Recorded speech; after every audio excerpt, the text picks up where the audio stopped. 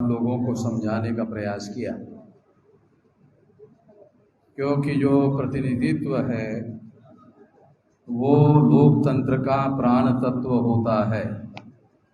यदि प्रतिनिधित्व गलत है तो लोकतंत्र का प्राण तत्व ही गलत हो जाएगा, तो लोकतंत्र वजूद में नहीं आ सकता। इसलिए बाबा साहब अम्बेडकर शुरू से लोकतंत्र को जीवित करने के लिए सक्रिय रूप से उसकी व्यवस्था लागू करने की कोशिश कर रहे थे, क्योंकि आज़ादी के आंदोलन का नेतृत्व ब्राह्मणों के हाथ में था। यानी बाल गंगाधर तिलक के हाथ में था, उसके बाद गांधी जी के हाथ में था, और गांधी जी वर्ण व्यवस्था में तीसरे वर्ण के वैश्य लोग व्यक्ति है। आपके बिहार में एक बड़ा कंफ्यूजन है। वो कंफ्यूजन क्या है? यदि बनिया कहा जाए तो बनिया जो है वो मोस्ट बैकवर्ड होता है। अगर गांधी जी को बनिया कहा गया तो मोस्ट बैकवर्ड क्लास को लगता है अरे तो हमारा आदमी है। तो गांधी बनिया बिहार के दृष्टि वाले नहीं थे, और गांधी जी वर्ण व्यवस्था में तीसरे वर्ण के थे, यानी वैश्य वर्ण के थे। तो बिहार में यदि हम बनिया कहे तो महाराष्ट्र में बनिया शब्द का अर्थ होता है गाली। गाली है, यानी मूर्ख बनाने वाला। बनिया का मतलब मूर्ख बनाने वाला। तो ये गांधी जी के लिए शब्द उपयोग में लाया जाता है महाराष्ट्र में। तो ये गांधी जी वैश्य वर्ण के थे, यानी तीसरे वर्ण के थे, पिछड़े वर्ग के नहीं थे। गांधी जी पिछड़े वर्ग के नहीं थे और ना ही अति पिछड़े वर्ग के थे, मगर बिहार में ये भ्रांति फैली हुई है। और इस वजह से भी बड़ी समस्या है। भ्रांति कॉन्शियसली जानबूझकर फैलाई जाती है ताकि उनको समर्थन करने वाले लोग मिल जाए। तो ये भी बात हम लोगों को समझना होगा। तो गांधी जी ने बाबा साहब आम्बेडकर की जो प्रतिनिधित्व की बात है उसे नॉमिनेटेड रिप्रेजेंटेशन में कन्वर्ट किया, और आज़ाद भारत में भी आज भी नॉमिनेटेड रिप्रेजेंटेशन ही लागू है। और नॉमिनेटेड रिप्रेजेंटेशन से कोई भी व्यक्ति लोकतंत्र में लोगों का प्रतिनिधित्व नहीं कर सकता, मगर प्रतिनिधित्व करने का तमाशा जरूर कर सकता है। तो तमाशा हो रहा है, प्रतिनिधित्व नहीं हो रहा है, पहली बात। दूसरी बात, ये बात मैंने आपको जो मॉर्निंग सेशन था उसमें समझाने का प्रयास किया, और उसमें एक विषय ये भी था कि जाति जागृति अंतिमता ब्राह्मणवाद का भक्षक बनेगी, नहीं भक्ष बनेगी। तो ये भी एक सब्जेक्ट था, इसको भी 2 मिनट में आप लोगों को बताना चाहता। लंबा विषय है, 1-1.5 घंटे बोलना पड़ेगा तब बातें समझ में आएगी, मगर मैं आपको 1-2 मिनट में समझाना चाहता हूँ। हमारे जो लोग हैं तो शेड्यूल कास्ट की 1703 जाति के टुकड़े हैं। आप लोगों को मालूम नहीं है, क्योंकि 1703 जाति के टुकड़े भारत भर में है, अकेले बिहार में नहीं है। बिहार में 60-70 होंगे। एक तो ये बात। शेड्यूल ट्राइब के 801 टुकड़े और पिछड़े वर्ग के 3743 टुकड़े, ये तीनों मिलाकर 6247 टुकड़े। इतने टुकड़े। तो ये जो इतने टुकड़े हैं, इसको बाबा साहब आम्बेडकर ने 1703 टुकड़े वाले लोगों के 1701 टुकड़े वालों को 1701 नाम से जाना जाता था। 1935 के कानून के तहत बाबा साहब आम्बेडकर ने 1701 टुकड़े वालों को एक नाम दिया, शेड्यूल कास्ट। हो गया, मतलब 1703 टुकड़ों को एक नाम में जोड़ा।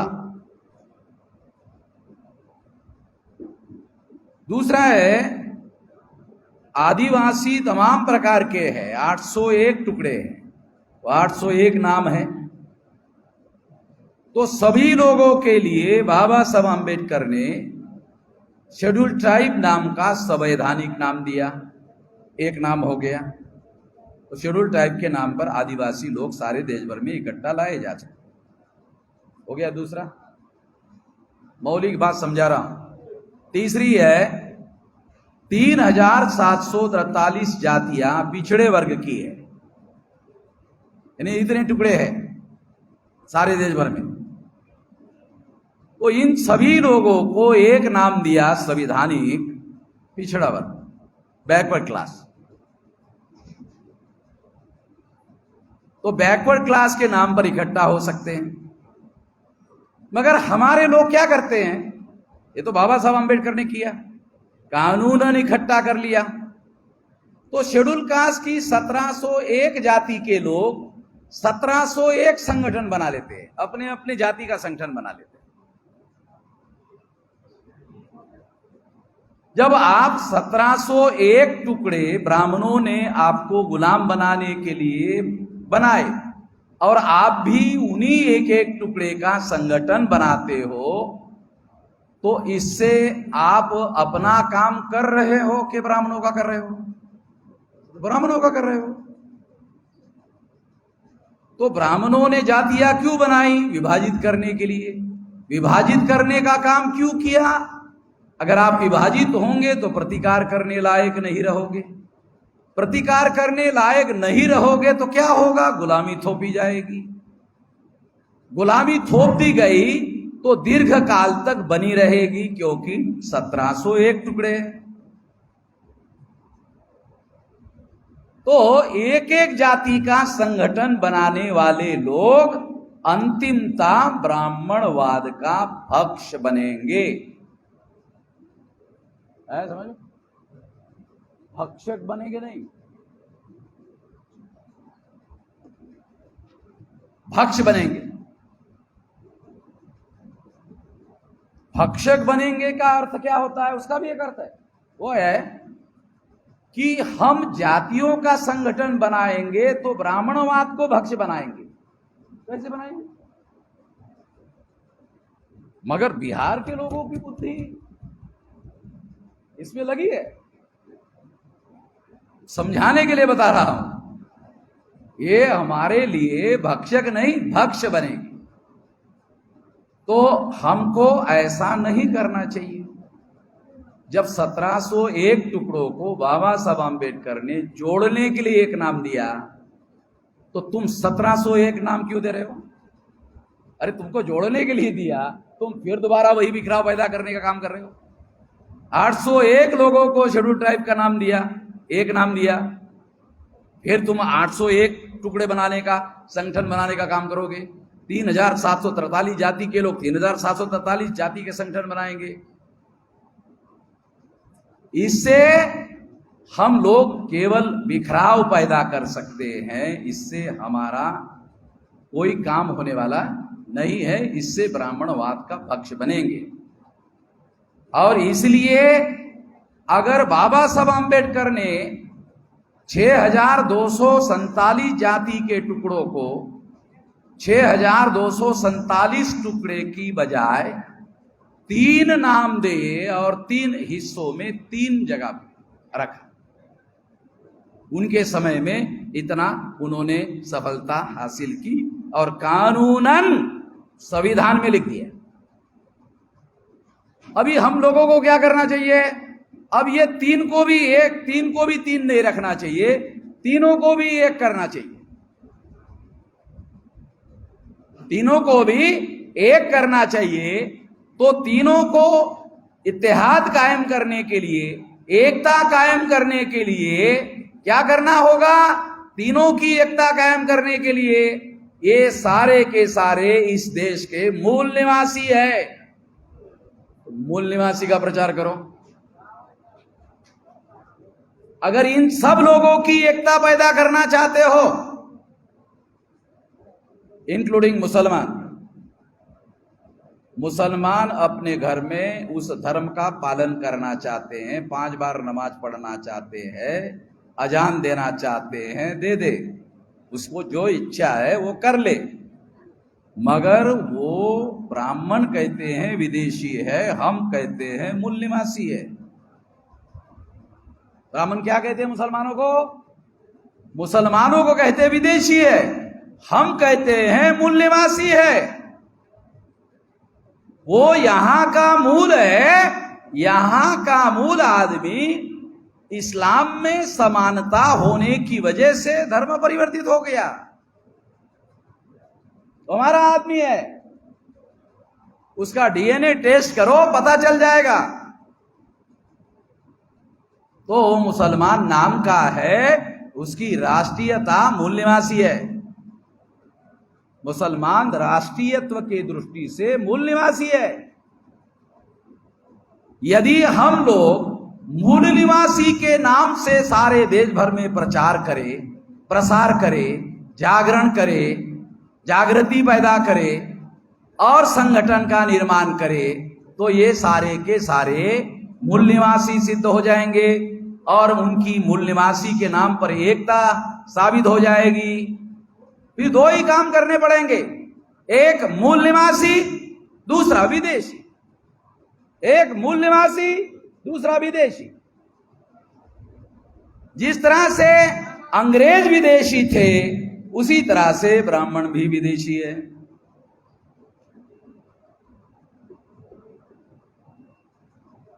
आपको ब्राह्मण विदेशी है ये समझाने के लिए विज्ञान तो कहता ही है।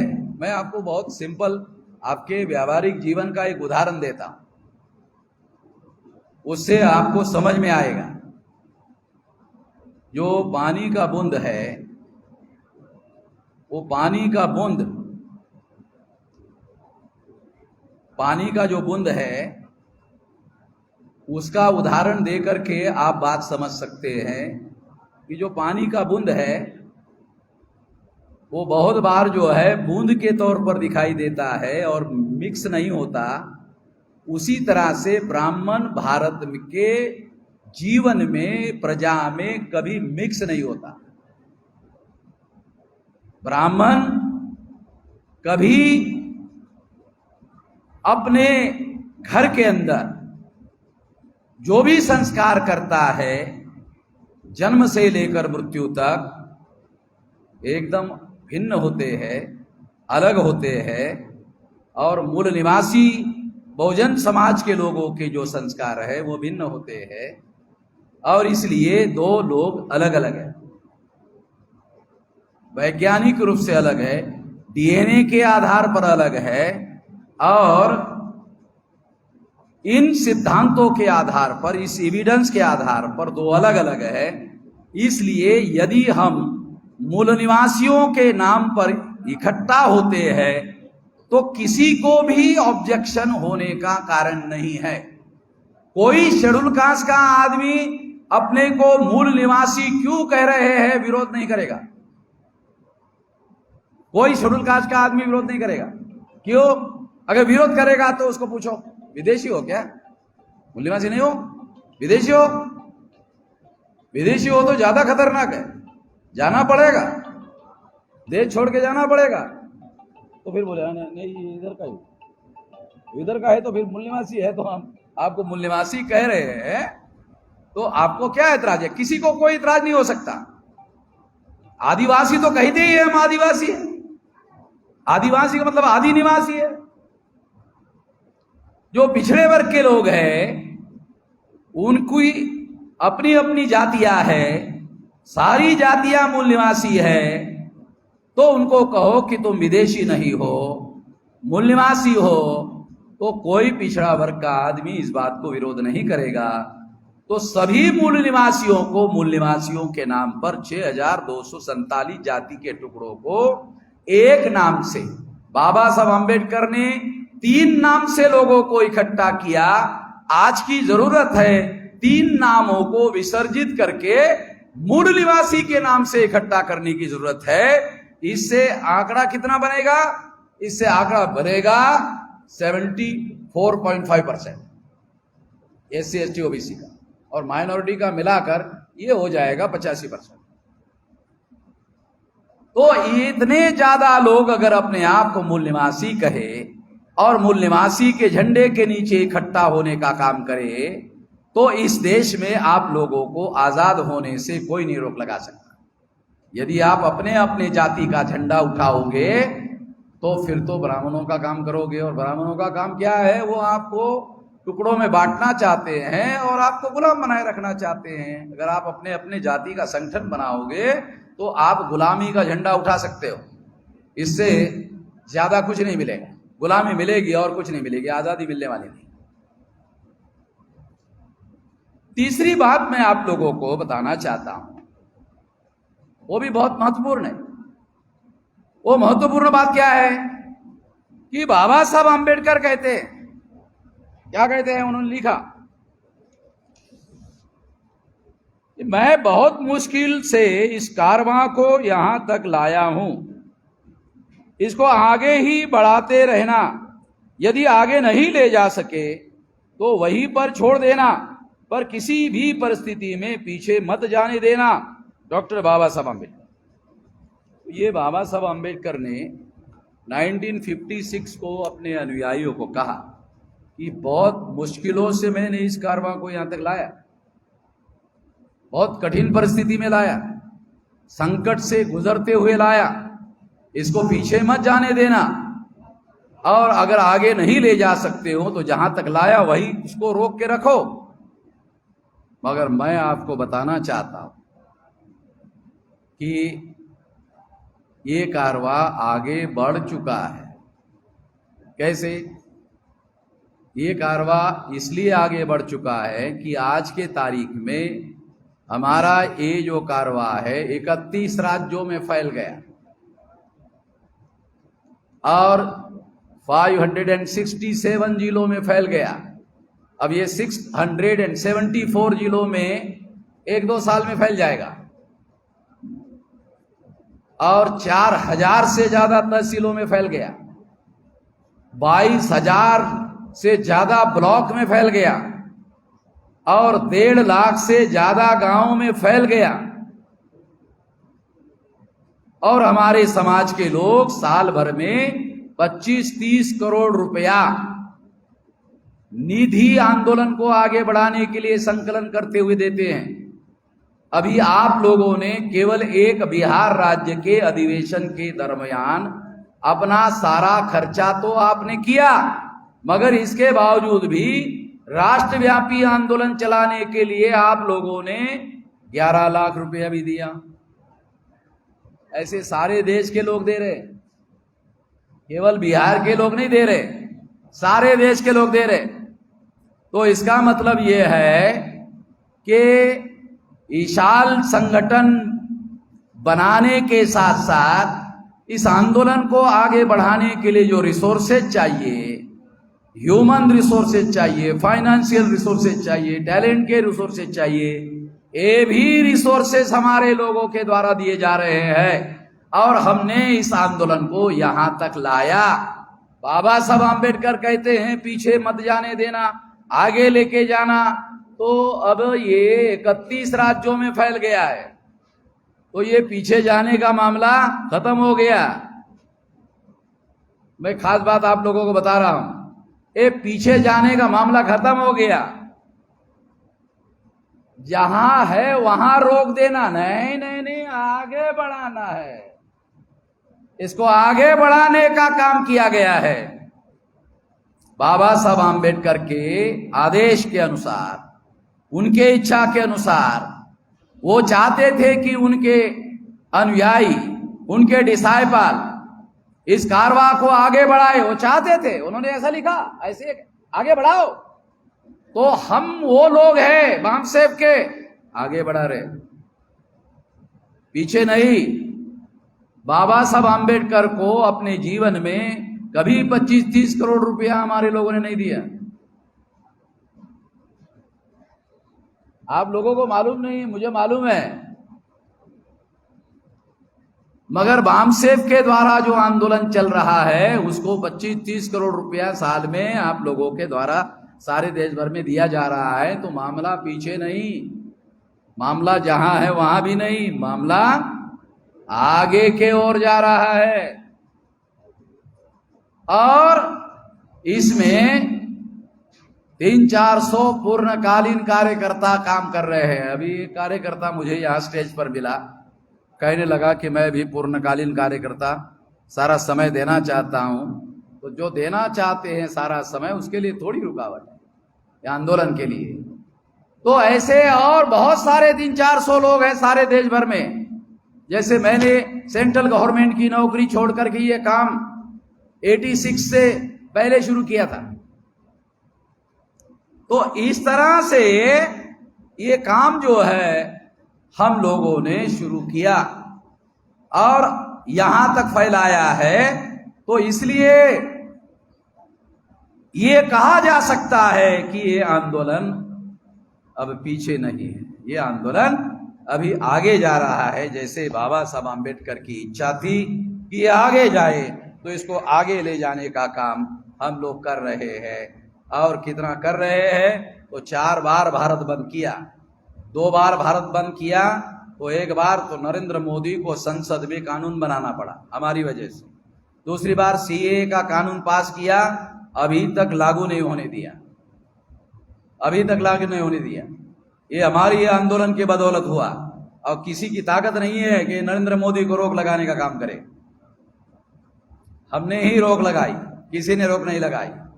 और ये एक वजह है कि वो हमारे आंदोलन को तोड़फोड़ करने के लिए कोशिश कर रहे हैं। देखो, आरएसएस के लोग क्या सोचते हैं, विश्व हिंदू परिषद के लोग क्या सोचते हैं, बीजेपी के लोग क्या सोचते हैं, जानते हो?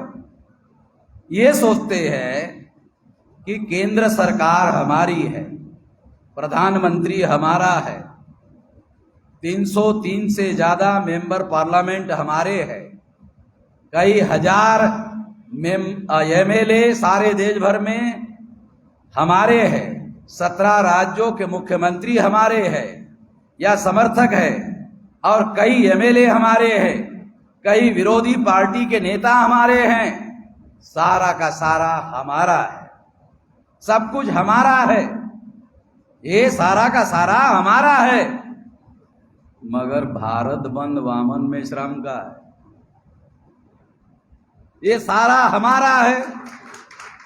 भारत सरकार हमारा है, प्रधानमंत्री हमारा है, 303 एमपी सांसद हमारे हैं, 17 राज्यों के मुख्यमंत्री हमारे हैं, मगर भारत बंद वामन मेश्राम का है। बहुत दुखदायी बात है। किसके लिए? उन लोगों के लिए जो ये कहते कि साला सरकार हमारी है, इतना सारा हमारा है, और भारत बंद साला वामन मेश्राम का है। कुछ कर नहीं सकते, उसके पास इतनी बड़ी संगठन शक्ति है, इतनी बड़ी ताकत है। तो आप लोगों के साथ और सहयोग से इतना बड़ा विशाल संगठन बन गया। दोपहर का जो सत्र चल रहा था मॉर्निंग सेशन में, तो यहां जो कुर्सियां थी वो उसमें बैठने के लिए जगह नहीं थी, और बहुत सारे लोग बाहर ही थे, बहुत सारे लोग बाहर थे, बैठने के लिए यहां जगह नहीं थी। और मैं थोड़ा यहां हमारे कार्यकर्ताओं को टेलीफोन कर रहा था, आओ क्या है, थोड़ा 10 मिनट के बाद आ जाओ। फिर कहा आओ क्या, थोड़ा 15 मिनट बाद आ जाओ।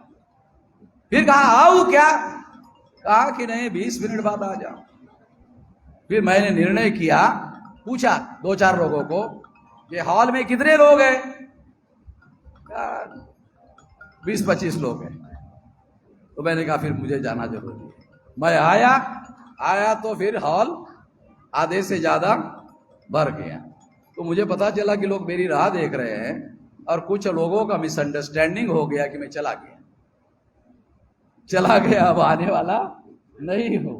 इस वजह से लोग बहुत बाहर तक लंबी रांग लगा करके मुझे मिल रहे थे, अरे कहाँ जा रहे हो? नहीं तो हम तो यही सोचे थे कि आप आने वाले नहीं, इसलिए हम जा रहे हैं। जब आप आ ही नहीं रहे तो फिर वहां जाने का क्या मतलब है? तो इसलिए मैं आपको बता रहा हूं कि फिर मैं आया और फिर इस तरह से लोग जो है बड़ी संख्या में आज यहां उपस्थित है। मैं आपको बताना चाहता हूं कि हमारा ये जो आंदोलन है सारे देश भर में, ये बहुत बड़े पैमाने पर फैला हुआ है। तो इसमें हमारे दुश्मनों को ऐसा लग रहा है कि अगर ये कारवा इसी तरह से आगे बढ़ता रहा तो उन लोगों को बहुत मुश्किलों का सामना करना पड़ेगा। मैं आपको स्टैम्प पेपर पर लिखवा दे सकता हूं, 10 साल है उन लोगों के लिए, 10 साल, 10 साल, ज्यादा नहीं, 10 साल में इन लोगों का बंदोबस्त कर देंगे। 10 साल में 20 बार भारत बंद होगा और कोई SC ST OBC माइनॉरिटी का आदमी जो है उसके समर्थन में नहीं रहेगा, हमारे समर्थन में रहेगा। और इस तरह से 10 साल में हमारे लोग आजाद होंगे और 10 साल में हमारे लोग हुक्मरान हो जाएंगे। इतनी बड़ी ताकत हम लोगों ने निर्माण की। अब दोपहर में ये सब्जेक्ट है मूल निवासी Bahujan Samaj, SC ST OBC minority में इत्तेहाद एकता कायम किए बगैर उनको शैक्षणिक, सामाजिक, आर्थिक, राजनीतिक समस्याओं का समाधान संभव नहीं है। तो एकता के बारे में तो पहले ही बोल चुका हूं मैं। एकता के बारे में मैंने पहले ही आप लोगों को बोल दिया है कि ये जो एकता है, ये हम लोगों को जाति जाति संगठन नहीं बनाना है, हम लोगों को मूल निवासी के नाम पर संगठन बनाना है। तो सारे देश की एकता पैदा हो जाएगी, ऐसा हमको करना होगा। दूसरा, OBC की जाति आधारित जनगणना किए बगैर उनके संवैधानिक अधिकार शैक्षिक, सामाजिक, आर्थिक, राजनीतिक को दिलाना संभव नहीं है। मैं आपको कहना चाहता हूं कि देश में बैकवर्ड क्लासेस के मुख्यमंत्री कई राज्यों के, अब देखो बिहार का मुख्यमंत्री बैकवर्ड है, उप मुख्यमंत्री वो भी बैकवर्ड है, राजस्थान का मुख्यमंत्री अशोक गहलोत माली ज्योतिराव फुले की जाति का है, वो भी बैकवर्ड है, मध्य प्रदेश का मुख्यमंत्री शिवराज सिंह चौहान ये भी किसान जाति का, OBC का, किराड़ जाति का है। तो देश में बैकवर्ड क्लासेस के बहुत सारे मुख्यमंत्री है। महाराष्ट्र में जो शिंदे बना, एक कुर्मी कुंबी मराठा है, ये शिंदे महाराष्ट्र का अभी जो बना। तो इस तरह से ऐसे बहुत सारे मुख्यमंत्री तमाम बैकवर्ड क्लासेस के हैं, मगर बैकवर्ड क्लासेस की सामाजिक, आर्थिक, राजनीतिक समस्याओं का समाधान नहीं हो रहा है। वो मुख्यमंत्री है मगर उन समस्याओं का समाधान करने के लिए वो कोशिश नहीं कर रहे हैं, क्योंकि उनके पास जो धारणा है, विचारधारा है, वो निश्चित रूप से उनकी नहीं है।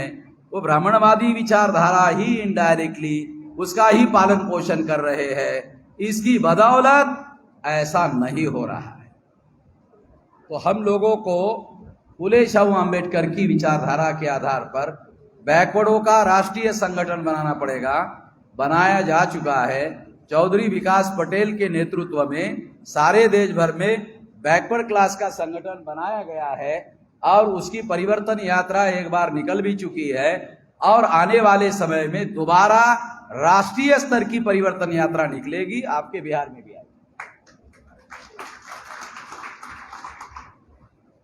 आखिरी विषय है 100% आरक्षण लागू किए बगैर आरक्षण की समस्या का समाधान नहीं हो सकता। मेरा सवाल है, 100% आरक्षण लागू किए बगैर समस्या का समाधान नहीं हो सकता, बराबर?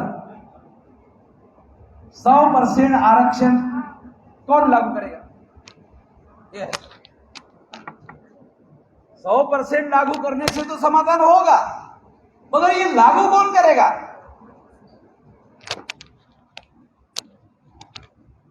100% आरक्षण लागू होने से समस्या का समाधान हो जाएगा, मगर ये 100% लागू कौन करेगा? यानी एक बिल्ली के गले में घंटी कौन बांधे? बिल्ली के गले में घंटी कौन बांधेगा? तो 100% आरक्षण वो लोग लागू कर सकते हैं जो आरक्षित वर्ग का संगठन बनाएंगे, आरक्षित वर्ग का आंदोलन खड़ा करेंगे और तमाम आरक्षित वर्ग के लोगों को आजादी दिलवाएंगे, और आजादी के बाद केंद्र की सत्ता में नियंत्रणकारी सत्ता प्रस्थापित करेंगे। उसके बाद वो लोग 100% आरक्षण लागू कर सकते हैं, दूसरे लोग लागू करने वाले नहीं, क्योंकि एक मौलिक सिद्धांत जो हमारे महापुरुषों के द्वारा बताया गया वो क्या है? हमारा उद्धार हम ही कर सकते हैं, हमारा उद्धार कोई और कर सकता है इस पर हमारा यकीन नहीं। हमारा उद्धार हम ही कर सकते हैं, हमारा उद्धार कोई और करेगा ये विश्वास करने लायक विचार नहीं। तो इसलिए हमें खुद अपने लोगों को जगाना होगा और जगे हुए लोगों को जोड़ना होगा, जोड़कर शक्ति का निर्माण करना होगा और शक्ति का उपयोग और प्रयोग करके अपनी आजादी, अपनी मुक्ति हासिल करनी होगी और समस्याओं का समाधान करना होगा। ऐसा करना होगा, ऐसा करने के लिए आप लोग साथ सहयोग करोगे, इस आशा और विश्वास के साथ आपने मेरी बात ध्यान से सुनी, इसके लिए आभार, धन्यवाद।